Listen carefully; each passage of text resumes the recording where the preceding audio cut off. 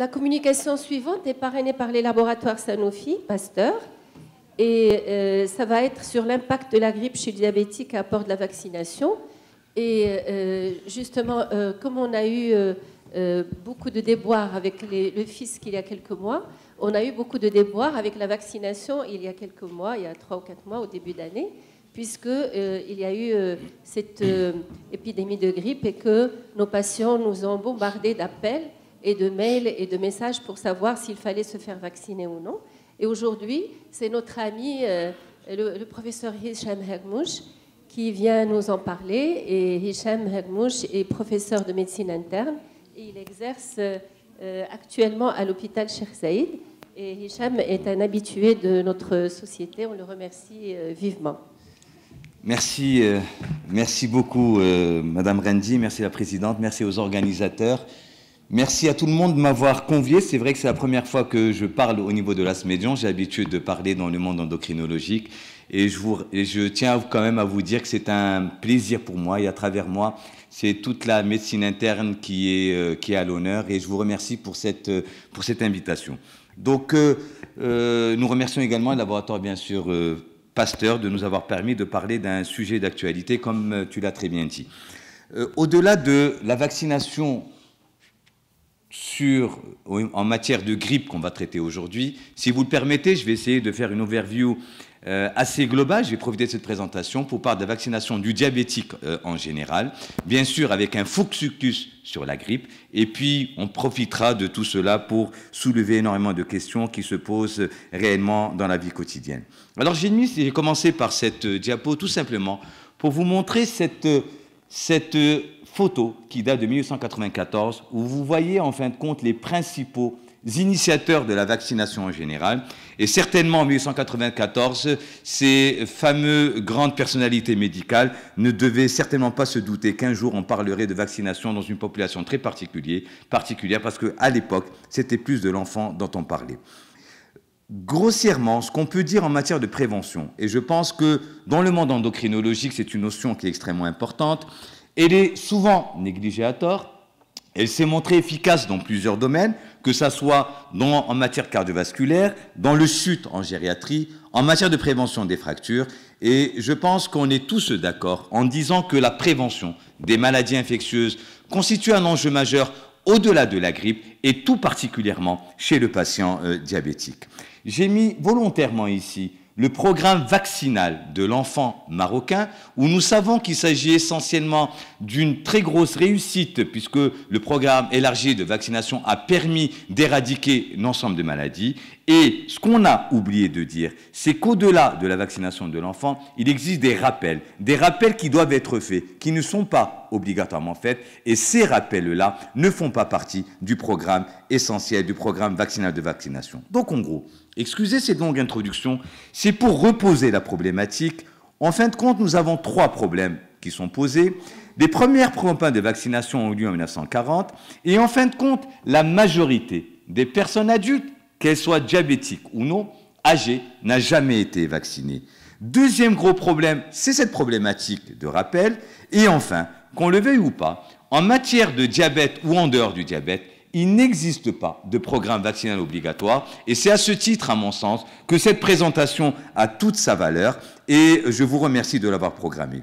Mais avant de commencer mon topo, j'ai essayé de me mettre à la place de vous, dans votre cabinet médical, pas pour parler de fisc, mais pour parler des problèmes, poser des questionnements, des avis, des a priori des fois négatifs, qu'un médecin peut avoir sur la vaccination antigrippale dans la population diabétique. Donc on va essayer de répondre à ces questions. Si on se pose la question, aujourd'hui on ne meurt plus de la grippe, la réponse est clairement non. Pourquoi? Parce que la grippe est une maladie virale qui peut être grave, parfois entraîner la mort, et tout particulièrement chez le diabétique. Est-ce que la vaccination est la protection la plus efficace contre la grippe? La réponse est clairement oui. À ce jour, le moyen le plus sûr dont on dispose pour lutter contre la grippe est la vaccination, et je vais répondre à l'ensemble de ces questionnements par les datas scientifiques de la littérature. Et puis, à la question, le vaccin de la grippe peut créer un déséquilibre du diabète, parce que beaucoup de médecins pensent que cela est vrai. La réponse est clairement non. Au contraire, le vaccin évitera un déséquilibre du diabète en empêchant les symptômes de la grippe de perturber la glycémie. Quand on continue notre questionnement, une personne diabétique de moins de 65 ans n'a pas besoin de se faire vacciner parce que beaucoup de personnes pensent que la vaccination antigrippale est essentiellement dédiée à la population âgée au-delà de 65 ans. La réponse est non. Pourquoi? Parce que le vaccin contre la grippe est recommandé pour toutes les personnes atteintes de maladies chroniques comme le diabète, et le diabète fait partie intégrante des recommandations internationales. À la question « le vaccin risque-t-il d'entraîner des complications ?» Au contraire, contrairement à ce que l'on pense, aux idées reçues, se faire vacciner permet de se protéger ou tout au moins d'atténuer les symptômes de la grippe et leurs conséquences. Et enfin, peut-on attraper la grippe alors qu'on a été vacciné contre l'année précédente? Oui, et ça aussi c'est une notion importante, car les vaccins sont fabriqués à partir de certaines souches virales qui peuvent changer chaque année. Donc cela m'amène à parler de quoi? Cela m'amène à parler globalement du risque infectieux du diabétique et de cela, la réponse à cela, quels sont les moyens de prévenir ces principales infections. Premièrement, ce qu'il faut savoir, c'est qu'il existe une corrélation directe, linéaire, entre le risque d'infection chez le diabétique et l'hyperglycémie. Vous voyez bien que pour toute hyperglycémie au-delà de 2,20 g, vous avez un risque élevé d'infection nosocomiale avec un RR à 2,7 et bien sûr risque d'infection au-delà de la grippe s'étend aux autres infections, que ce soit les bactériémies, les pneumopathies et les infections urinaires. Et puis cette belle publication du New England, cette très belle publication sur une cohorte de 820 000 patients qui a essayé de voir en fin de compte le risque qu'il existait entre le diabète, le risque infectieux corrélé au décès des patients. Et vous voyez bien dans cette étude du New England qu'un des facteurs principaux au-delà de l'atteinte rénale, c'est bien l'infection. Et dans les infections, ce sont les infections pulmonaires qui sont une des causes majeures de décès chez les patients du diabétique. Et ceci est corrélé à l'âge. Et corrélé à l'âge, c'est ce que dans cette publication qui s'est intéressée essentiellement au poids de l'âge dans la maladie infectieuse, et on voit dans cette étude américaine, que plus vos patients diabétiques prennent de l'âge, plus le risque de mortalité par maladie infectieuse est extrêmement important, et corrélé également dans cette étude, où on voit bien que le risque d'infection sévère chez la population âgée, et notamment population âgée diabétique, une corrélation directement linéaire et exponentielle. J'ai quand même sorti cette dernière publication qui a 3 mois dans Diabetes Care qui a essayé de s'intéresser au contrôle de la glycémie et le risque d'infection dans la population diabétique, qu'elle soit de type 1 ou de type 2, dans une très large cohorte, où on voit bien dans cette publication que le fait de contrôler la glycémie chez ces patients-là permettait de diminuer le risque d'infection, permettait de diminuer le risque d'hospitalisation par infection et permettait de diminuer le décès secondaire à une cause infectieuse. Donc oui, l'hospitalisation également, pour pneumonie chez le diabétique de type 2, on voit bien que l'hospitalisation est associée à une diminution de survie à 1 an. Cette diapo le montre très bien dans cette très belle publication dans Médecine. Et puis, une des questionnements qui se posent, c'est quels sont les facteurs qui interviennent, quelles sont les infections qui surviennent chez les patients diabétiques, en analysant bien sûr les mécanismes physiopathologiques. Vous voyez bien que le diabète en lui-même, le diabète de par sa physiopathologie, de par ses complications, qu'elles soient à court terme, à long terme, est inducteur bien sûr d'infections. Et je n'ai pas le temps de m'attarder, on pourrait revenir tout à l'heure dans la discussion. Et quand on s'intéresse aux principales infections inductrice de décès chez les patients diabétiques, vous voyez bien qu'il y a le streptocoque et puis il y a bien sûr l'hémophilie, donc la grippe et tout particulièrement le H1N1. Donc la grippe c'est quoi? C'est une maladie, au-delà de l'image que l'on pense d'une maladie simple, c'est une maladie qui peut être mortelle, notamment dans une population à risque et notamment dans la population diabétique. C'est une maladie, je serais tenté par le dire, moi qui suis interniste, multisystémique. Pourquoi? Parce que ces complications, au-delà de l'atteinte classique de myalgie, de fièvre, de syndrome algique extrêmement important, nous avons ces atteintes extrêmement sévères qui touchent tous les organes. Et vous convenez avec moi que dans la population diabétique, où vous avez également une atteinte multi-organique par un autre mécanisme, une atteinte rénale tout simplement sur lesquelles se grefferait une grippe, aggraverait bien sûr la chose. Et donc, de là, cela m'amène à dire que la grippe peut causer des complications sévères ou la mort chez les sujets à risque, notamment le diabétique, et je vous l'ai montré dans les diapos qui précédaient. Donc oui, c'est une maladie fréquente et grave, lourd fardeau. Regardez, chaque année, c'est 250 000 à 200 à 650 000 décès par année, et que, oui, en effet, il existe une population à risque. Il ne s'agit pas de vacciner tout le monde.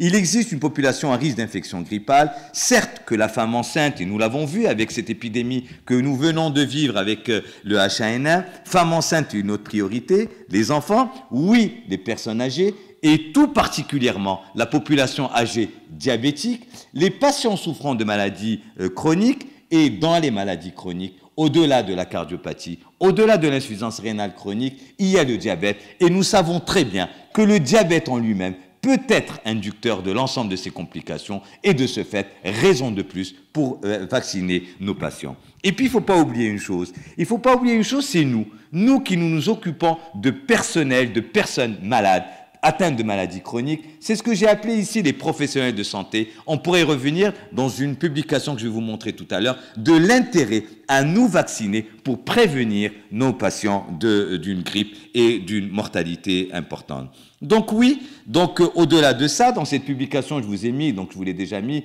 les principales complications extrapulmonaires de la grippe, et cela m'amène à parler d'une atteinte systémique. Regardez que la grippe en elle-même est responsable d'hospitalisation extrêmement importante et que la grippe est une des causes fréquentes d'hospitalisation chez les patients et maladies chroniques et notamment dans la population diabétique. Alors, quel est l'impact de la grippe chez le patient diabétique? L'impact de la grippe est clair, puisque vous avez 6 fois plus de risques d'être hospitalisé avec la grippe, avec 3 fois plus de risques de décéder de la grippe. C'est ce qui en fait, bien sûr, une population à risque par rapport à la population non diabétique. Cette belle étude qui a essayé, en fin de compte, d'analyser les risques de survenue d'infections grippales et de complications secondaires au H1N1 dans la population diabétique, où vous voyez bien que les patients diabétiques qui ont contracté le H1N1 dans cette étude ont plus de chances d'être hospitalisés, voire d'avoir recours au service de réanimation versus les patients non diabétiques. Diabète comme facteur de risque de complications également de votre virus grippal, avec une atteinte bien sûr multisystémique, et puis diabète comme facteur de risque de décès secondaire à une infection par le virus grippal, avec, on le voit très très bien, c'est un facteur qui ressort au-delà bien sûr des autres maladies cardiovasculaires et autres. Alors, quel est l'impact? Et vous savez très bien que la population marocaine est en train de vieillir. Nous avons plus de 3 millions de personnes au-delà de 65 ans. Parmi ces personnes au-delà de 65 ans, beaucoup d'entre elles ont une maladie diabétique. Ce n'est pas à vous que je vais parler de la prévalence du diabète. Donc, l'impact de la grippe chez le patient diabétique âgé, au-delà des facteurs dont j'ai vu tout à l'heure secondaires au diabète, il y a des facteurs liés à l'âge, du fait de l'immunosénescence, du fait des comorbidités, du fait des séjours, de la malnutrition, du processus de vieillissement et de la limitation fonctionnelle également avec un risque d'infection des voies respiratoires inférieures. Et nous voyons bien que dans la population âgée, quand on s'intéresse à cela, parmi les facteurs de risque infectieux, le diabète apparaît de façon extrêmement importante, avec bien sûr les thérapeutiques que le patient diabétique, les immunosuppresseurs, les maladies auto-immunes et les maladies chroniques. Donc on voit sur ce diagramme, on voit bien que à côté des affections pulmonaires et cardiovasculaires, le diabète apparaît comme un facteur de décès et de pneumonie extrêmement important dans la population âgée. Et puis au-delà de cela, la grippe dans cette population a un coût. Et quand on corrèle, bien sûr, le coût de la grippe chez l'enfant par rapport à la population âgée, c'est des chiffres qui sont multipliés par 2. Et on voit bien également dans ces diapos la discordance qu'il y a et la corrélation inverse entre la couverture grippale et la mortalité chez nos patients. Et donc voilà, ce diagramme nous montre bien dans ce groupe de travail de vaccination en gériatrie que plus vous vaccinerez contre la grippe vos patients, moins bien sûr la mortalité est importante. Cela m'amène à parler de quoi? Cela m'amène à parler de ce qu'on appelle la couverture vaccinale des personnes âgées, des efforts, ce qu'on appelle les objectifs de l'OMS. Et quand on s'intéresse aux populations qui sont sensibilisées quant à la vaccination antigrippale, ben regardez, très peu de pays dépassent. Et regardez, des pays qui sont extrêmement développés comme la France, l'Espagne, etc., n'atteignent pas. Alors qu'en est-il dans notre pays? On peut en revenir. Nous sommes loin, loin, loin des chiffres que nous devons atteindre. L'impact de la grippe chez les personnes avec surpoids, là aussi on le sait, on sait que dans la mortalité des sujets obèses est plus élevée versus les personnes non obèses, et ce d'autant plus que chez les obèses avec un diabète, où on voit bien que l'obésité augmente les risques de complications et de mortalité secondaire à la grippe. Alors, une fois qu'on a vu tout cela, une des questions qui coule de source par la suite, c'est quel est l'impact de la vaccination grippale chez mon patient diabétique et chez ma population à risque. Alors l'impact de la vaccination contre la grippe, ben, elle est claire. Elle est claire, je vous annonce les chiffres, puis je vais tout de suite vous les prouver par les datas de la littérature.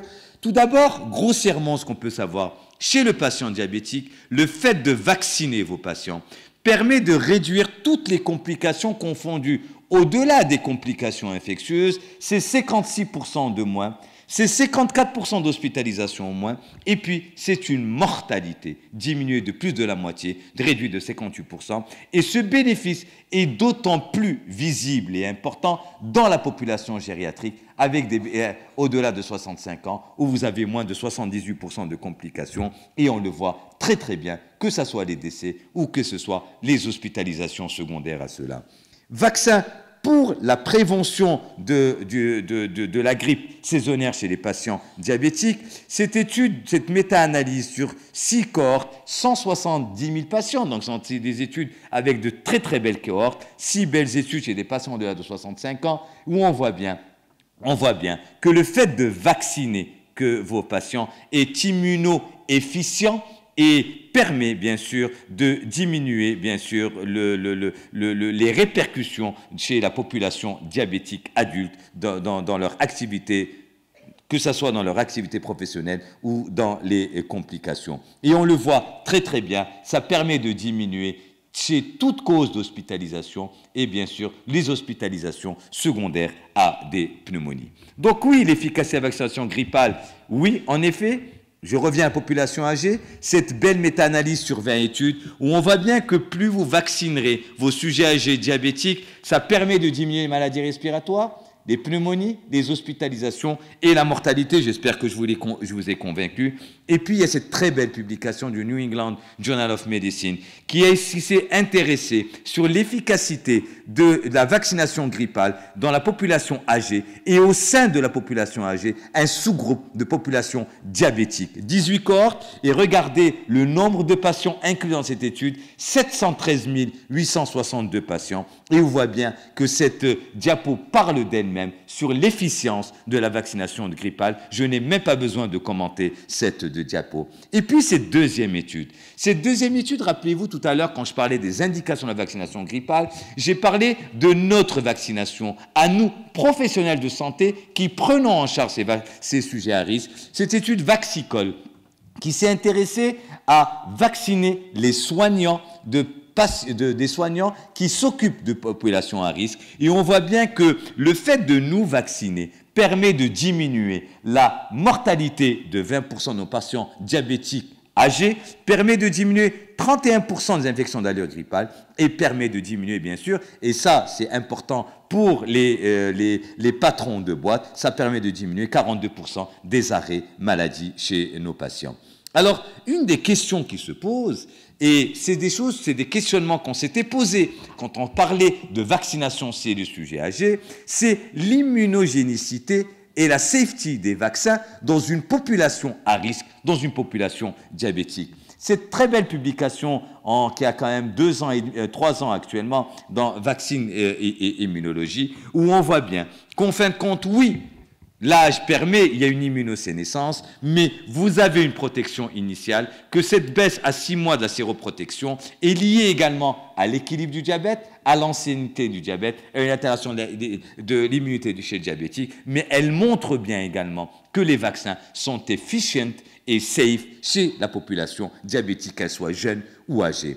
Alors ici, donc, le corollaire, donc le suivi au-delà du sujet jeune, chez la population âgée diabétique, cette très belle étude également qui montre bien que le fait de vacciner est immuno-efficient et en plus, ça permet de diminuer, c'est efficient dans la population de bronchopulmonie, une population très particulière, de bronchopulmopathie chronique obstructive, avec une efficacité et une diminution, bien sûr, de tout ce qu'on a vu tout à l'heure. Alors, quand on s'intéresse aux patients, et vous savez très bien que la population diabétique est une population, le diabète en lui-même est un facteur de risque cardiovasculaire, c'est des choses que vous connaissez. Donc, cette étude s'est intéressée à voir la morbidité et la mortalité sur 292 383 patients, méta-analyse et sur une population à risque cardiovasculaire. Et on voit bien que ça diminue l'infarctus du myocarde, ça permet de diminuer toute cause de mortalité. Je n'ai pas le temps, je vois le chronomètre qui passe vite, donc je suis obligé d'aller aussi vite, donc on pourra revenir tout à l'heure en discussion. Toute cause de mortalité, et puis bien sûr, le fait de vacciner vos patients avec pathologie cardiovasculaire permet de diminuer tout événement cardiaque majeur dans le contexte diabétique, bien sûr, c'est l'insuffisance coronaire, c'est les troubles du rythme, bien sûr, et c'est l'insuffisance cardiaque chez vos patients diabétiques. L'autre message, avant de terminer sur ces populations à risque, c'est les obèses. Et vous savez très bien que la population obèse est un facteur de risque de mortalité par le virus de la grippe saisonnier. Et donc, quand on s'intéresse aux populations obèses diabétiques, le fait de les vacciner également, c'est efficient et ça permet de diminuer la mortalité. Donc, ce vaccin, cette vaccination antigrippale saisonnière, c'est quoi? C'est une notion importante qu'il faut savoir, c'est que c'est un virus inactivé, fragmenté. Et cette phrase-là en elle-même permet de répondre à beaucoup de nos questions qu'on se pose sur le fait que ça peut éventuellement induire une grippe. La réponse est clairement non du fait de cela. Bien sûr, je n'ai pas le temps de m'attailler. Il est administré sans adjuvant, que sa composition est revue tous les ans, adaptée à la surveillance épidémiologique, qu'il existe 2 types de vaccins, le trivalent et le tétravalent, que la tolérance est identique. Et quand faut-il vacciner? Ça, c'est un questionnement. Vous avez tous vu qu'en février, au Maroc, dernièrement, on se posait la question, est-ce qu'on doit encore vacciner nos patients? Généralement, ce qu'il faut savoir, c'est qu'il faut 2 semaines elles sont nécessaires pour que les anticorps deviennent efficaces contre le virus de la grippe. Donc, en pleine épidémie, c'était encore efficace quand on avait commencé parce qu'elle s'était étalée jusqu'à mars. Mais bon, idéalement aurait été qu'on vaccine en novembre, en octobre, novembre nos patients pour les prévenir. Pourquoi? Parce que la durée de l'immunité et après la vaccination est variable, mais en général, c'est au moins 6 mois, c'est 6 à 12 mois. Et puis l'autre message que j'ai envie de passer, c'est que le vaccin ne transmet pas la grippe. Donc si vous faites un syndrome fébrile, un syndrome pseudo-grippal après une vaccination, ce n'est pas une grippe, mais ça peut être une autre virose, un adénovirus, un autre. Voilà, c'est des fois à tort, on incrimine le vaccin antigrippal à être responsable de grippe, ce qui n'est pas du tout vrai. Alors, une fois que j'ai fini avec la grippe, si vous le permettez, et ça c'est quelque chose que j'ai demandé, qui a été gentiment accepté par les laboratoires qui sponsorisent ce symposium, c'est pour répondre à une demande de Si Hamdoun, et ça me fait plaisir également, de parler en globalité de la vaccination chez la population diabétique. Au-delà de la grippe, infection à pneumocoque, sujet âgé et diabète, ce qu'il faut savoir, c'est 40% des pneumococcis surviennent après 65 ans. Première cause de mortalité, maladie infectieuse, augmentation du nombre de souches résistantes. Dans cette étude américaine, on voit bien que le fait que le pneumocoque est responsable d'hospitalisation importante, hospitalisation de décès importants, et ce, d'autant plus que je suis dans une population diabétique, que quand je m'intéresse aux bactéries responsables des infections invasives, on voit bien que le chef de file, c'est le pneumocoque loin devant les autres infections bactériennes. Et quand je m'intéresse à la tranche d'âge où le pneumocoque sévit le plus, ben on voit bien que ça correspond également à ma population diabétique. C'est 35 ans et c'est corrélé bien sûr à l'âge de mon patient. Donc toutes ces données-là me permettent de prouver l'intérêt de la vaccination antipneumococcique chez vos patients. On pourra y revenir tout à l'heure en discussion. L'autre message également, tétanos, sujet âgé, diabète, on oublie. Rappelez-vous quand je vous ai parlé des premières diapositives où on vaccine nos enfants, mais on oublie de faire des rappels. Mais regardez, 70% des cas actuellement, c'est au-delà de 65 ans, et que seuls 30% sont protégés. Et regardez la mortalité, c'est les chiffres qui parlent d'eux-mêmes, et les multiplier par 10. Et comme dans la courbe de la vaccination grippale que je vous ai mise tout à l'heure, regardez, il existe une relation inverse entre la séroprévalence et la morbidité et la mortalité liée au tétanos. Donc, en fin de compte, le nombre très faible de cas est plus en rapport avec une excellente qualité de la prévention post-exposition qu'avec la couverture vaccinale. Et ça, c'est une donnée qu'on est obligé quand même de citer. Polio, pendant très longtemps, on parlait de la poliomyélite chez l'enfant. Ben, la polio chez l'adulte, diabétique également, adulte et sujet âgé. Pourquoi? Parce que la polio, ce n'est pas éradiqué. Elle regagne du terrain en Afrique. N'oubliez pas que nous avons beaucoup actuellement de populations migrantes au Maroc. Les Marocains et Européens de l'Ouest ont perdu toute immunité naturelle qui est normalement entretenue par le virus polio. On voyage de plus en plus. Et puis regardez, je vous ai donné l'exemple d'un pays extrêmement développé, les Pays-Bas en 92 avec 68 cas de poliomyélite. Et puis une autre maladie, c'est la diphtérie qu'on oublie. On croyait que c'est une maladie qui a complètement disparu. Dernier cas également, avec une mortalité extrêmement importante. D'accord, nous avons eu des cas en France tout dernièrement. Alors pourquoi encore vacciner? Oui, la diphtérie a disparu du Maroc, mais elle persiste dans de nombreux pays avec lesquels nous maintenons des contacts étroits et nous n'avons pas eu des rappels. Et regardez en 93 en Russie, 20 000 cas. Et le seul moyen de limiter cela, bien sûr, c'est la vaccination. Et je ne pouvais pas terminer mon exposé parce que zona et diabète, c'est quelque chose d'extrêmement important. Parce que douleur neuropathique, s'il y a deux maladies qui sont responsables de douleurs neuropathiques extrêmement importantes, c'est bien le diabète et la deuxième cause chez le zona. Donc vous convenez avec moi qu'un patient diabétique qui a une neuropathie périphérique et qui fait en plus un zona, bien sûr ces douleurs sont extrêmement importantes, c'est ces névralgies post-zostériennes.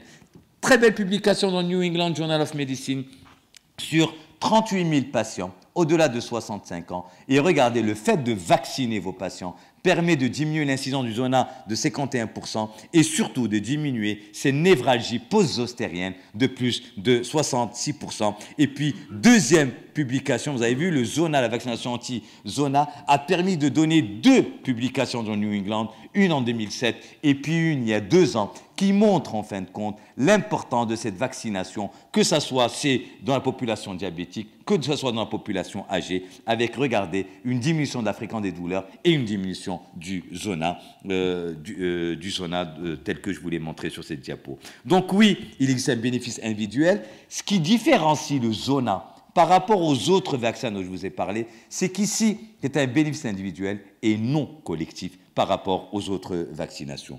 Coqueluche également, très rapidement, voilà, pour terminer. Voilà, je termine avec ces 2 diapos et je pense que j'ai encore eu 2 minutes pour terminer. Le calendrier vaccinal qu'il faudrait avoir chez ma population diabétique. Oui, la grippe chaque année, mais il ne faut pas oublier les autres rappels. Et c'est pour ça que j'ai essayé de faire une overview sur l'ensemble de la vaccination de la population diabétique. Vaccin de la grippe annuelle, décoque polio, méningo, éventuellement pour ceux, mais bon, on pourrait y revenir tout à l'heure. Et puis, bien sûr, le pneumocoque. Voilà, l'ensemble de cela. Vous avez ici, j'ai résumé l'ensemble des vaccinations que vous devez avoir dans votre dossier de patient diabétique. Alors, comment faire pour nous pousser, nous tous, à nous rappeler, parce que c'est ça la problématique, c'est qu'on a des centaines de patients que nous suivons, mais on oublie toujours d'avoir le déclic au bon moment. Moi, dans le service où je travaille dans le service de médecine interne, Jamila Rendi a dit que j'étais à Sherzade. Je ne fais que mon TP à Sherzade, donc il ne faut pas que mon patron me foute dehors. Je suis quand même au service de médecine interne à l'hôpital Avicenne et j'ai 2 demi-journées à l'hôpital Sherzade d'activité libérale. Ce qu'il faudrait, c'est une organisation du politique vaccinale d'ensemble. Et ce que je vous recommande, c'est ce que j'ai fait dans le service où je travaille, pour les maladies hématologiques, pour les maladies auto-immunes, parce que c'est la même problématique qui est posée au long cours, c'est d'intégrer une fiche vaccination dans le dossier médical. C'est le warning qui doit sortir à chaque fois. L'admission, ou du moins la consultation pour ceux qui sont dans un cabinet, c'est le moment privilégié pour mettre à jour les vaccinations et créer la fiche. Planifier une fois par an les rappels donc, de vos patients. Et puis, bien sûr, n'oubliez pas les campagnes de vaccination grippale du personnel d'entourage proche. Je vous remercie pour votre attention. Merci, professeur Helmouch, pour cet exposé très intéressant. Je crois que nous, endocrinos, on est habitués à faire vacciner nos patients. Il faut faire passer le message aux autres confrères qui prennent en charge le diabète et peut-être sensibiliser les patients eux-mêmes que chaque année qu'ils demandent à se faire vacciner. Donc, je laisse la parole à la salle. Peut-être tu as un mot à dire. Moi, je voulais juste demander aux responsables de Sanofi Pasteur pourquoi ils ne passent pas dans les cabinets des endocrinologues, diabétologues. Enfin, je ne sais pas si vous les voyez, mais moi, je ne les ai jamais vus. Puisque le vaccin est si important chez les diabétiques, ça serait intéressant qu'on les voit de temps en temps. Bon, je te laisse gérer les questions. La parole est à la salle. Il voulait répondre si tu veux lui donner la parole. Il est là, apparemment. Une petite question. Vous avez la parole.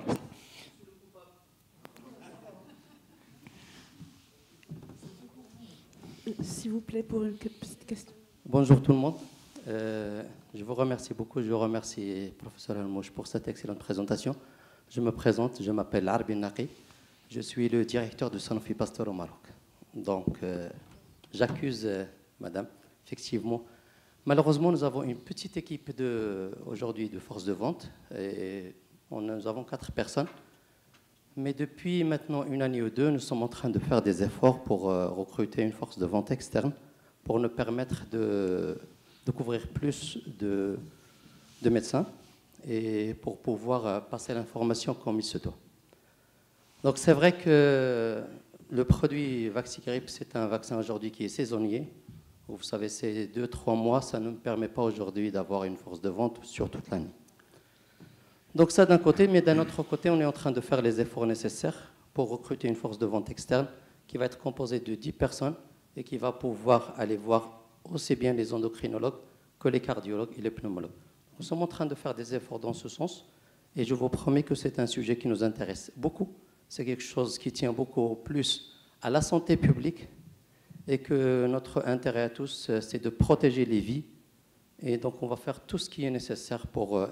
et nous demandons aussi votre contribution, s'il vous plaît, et nous aider à sauver ces vies grâce à la vaccination contre la grippe. Je vous remercie beaucoup.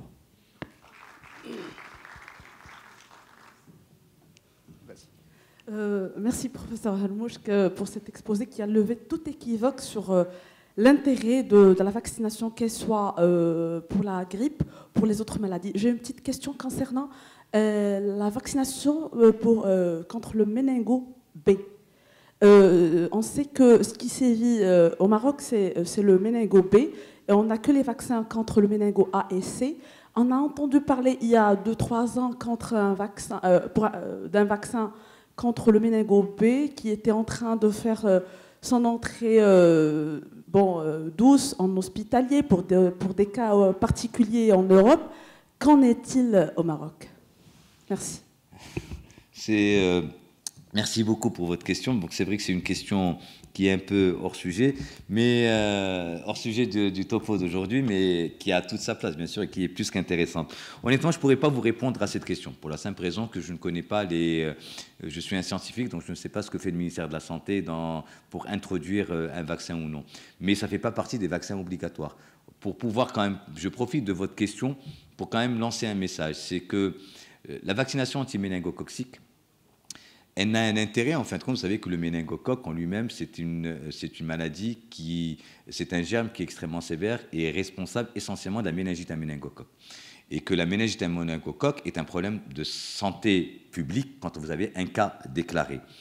Et comme vous le savez très bien, que le méningo sévit essentiellement quand vous avez, si vous voulez, un des exemples pratiques, c'est bien le pèlerinage à la Mecque. C'est bien, vous savez très bien que beaucoup de Marocains vont beaucoup à l'Umra, vont beaucoup au pèlerinage. Donc voilà, c'est des populations qu'il faut cibler pour vacciner, d'accord? Mais sinon, au-delà, quand on voit réellement ce qui se passe au niveau marocain, nous n'avons pas, quand on voit les données épidémiologiques marocaines, on a très peu de méningite à méningocoque. Ça existe, mais c'est quelque chose qui est assez rare. Par contre, le risque est extrêmement important quand vous avez 2 millions, 3 millions de personnes pendant la Mecque, où il suffit qu'il y en ait un qui l'ait pour qu'il puisse contaminer. Voilà l'intérêt principal pour nos patients marocains. Mais sinon, la recommander en systématique pour des patients séjournant au Maroc, ça ne fait pas partie des recommandations. Voilà. Par contre, chez l'enfant, c'est autre chose. Ce sont deux choses complètement différentes. Je ne suis pas pédiatre. Docteur Douéry. S'il vous plaît, cette année, on a reçu le vaccin antigrippal très en retard. Parce qu'une vaccination, ça se programme. Nous, on dit aux gens, venez en octobre, on vous vaccinera. Et cette année, je crois que c'est arrivé en novembre, ou fin novembre. Alors, honnêtement, c'est ce que vous faites, votre réponse, ça me permet de parler de quoi? Ça me permet de parler, comme l'a très bien dit Madame Rendi tout à l'heure dans son introduction, on ne parle pas de la grippe au Maroc. C'est vrai, quand on questionne, et monsieur, vous avez dit que, je pense que, et c'est vrai que dans votre communauté endocrinologique, vous êtes très sensibilisés, mais quand on questionne l'ensemble des professionnels de santé sur l'intérêt de la vaccination grippale, ben on se rend compte, tous vont nous dire oui, on est sensibilisés. Moi, j'ai fait un audit dans le service où je travaille, où j'ai beaucoup de maladies auto-immunes, où j'ai des patients à risque, où j'ai beaucoup de diabète, où j'ai des patients avec une mortalité cardiovasculaire extrêmement importante, j'ai des patients avec une atteinte rénale, et je salue mon ami Skrli dans la salle, où normalement, je devrais proposer la vaccination à tous nos patients. Il y a une différence entre être sensibilisé et proposer. Et quand on s'est intéressé à la population du service, quand on a vu quelle était la part des patients qui étaient réellement vaccinés, ben, les chiffres étaient très inquiétants. On était en dessous de 10%. Et la seule façon qui nous a permis de lutter, c'est de lutter contre cette méconnaissance de la non-vaccination de nos patients, c'est d'avoir intégré la fiche de vaccination chez nos patients. Je pense que c'est une notion importante. Donc, je pense que ça m'a permis de répondre à une partie de votre question. Et en fin de compte, le fait d'avoir une fiche vous permettra c'est ce qu'on appelle les warnings. Voilà, en septembre, en octobre, vous devez avoir dans votre dossier médical, je dois appuyer sur un petit bouton, proposer la vaccination. Nous, au Maroc, la polémique est survenue quand? Elle est survenue qui n'était pas vraiment vrai en plus, c'est une polémique, je ne vais pas faire de la politique, mais on a eu 11 décès. Quand on prend les cas français, par exemple, pendant que nous, on déclarait 11 décès, en France, il y avait 16 000 décès. Donc, vous voyez, donc on a surmédiatisé quelque chose, et donc on a créé une panique au mois de février. En fin de compte, panique disproportionnée au mois de février, mais le message qu'il fallait passer c'était plutôt de profiter de ce qui s'est passé au Maroc en février et de sensibiliser les professionnels, la population. On n'a pas sensibilisé la population quant à l'année prochaine, parce que là c'était en fin février, début mars, quant à sensibiliser la population, les professionnels de santé, c'est ce qu'on fait aujourd'hui, pour proposer la vaccination dès septembre de l'année prochaine. Voilà, et je vous remercie d'avoir intervenu. Ben, la disponibilité, je pense que ce n'est pas à moi de répondre, mais normalement, c'est des vaccins qui sont disponibles en pharmacie très rapidement. Il suffit de les demander. En septembre, octobre, ils sont déjà en pharmacie. Donc, chaque année, les vaccins sont disponibles. Il suffit de les demander. Alors, je ne pourrais pas répondre à la disponibilité. Voilà. Hicham, s'il te plaît, peut-être qu'il peut répondre, lui.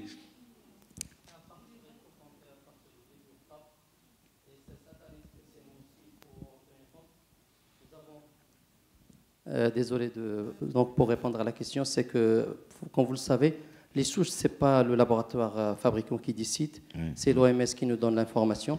Donc cette année, il y a eu 1 mois de retard pour la décision par rapport au H3N2. Donc ce 1 mois de retard va impacter aussi la disponibilité du vaccin. Donc pour vous, sachez que le vaccin ne va pas être disponible avant début octobre, voire mi-octobre cette année. Donc ça, essentiellement, si vous voulez programmer des vaccinations dans votre cabinet pour vos patients. début d'octobre au mieux. Et mi-octobre, ça serait la disponibilité sur le marché marocain. Moi, j'ai une petite question pour toi, Hicham. Un diabétique âgé qui a un diabète très bien équilibré sur régime seul, qui n'a jamais fait de grippe, faut-il le vacciner? La réponse est definitely yes. Donc oui, sans équivoque, et systématiquement chaque année. Encore une question? C'est bon. Très bien, merci Donc, beaucoup. merci pour tout.